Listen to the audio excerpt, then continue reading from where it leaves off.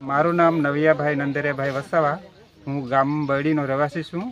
અમે જે મહાત્મા ગાંધી રાષ્ટ્રીય ગ્રામીણ રોજગાર બાંહેધરી યોજના અંતર્ગતના એ રસ્તો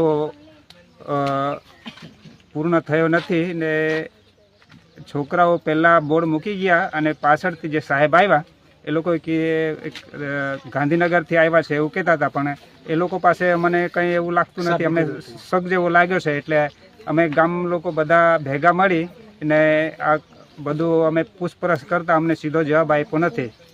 રસ્તાનું કામ પૂર્ણ થયેલ છે? ના, રસ્તાનું પૂર્ણ કામ હજુ થયું નથી, બાકી છે.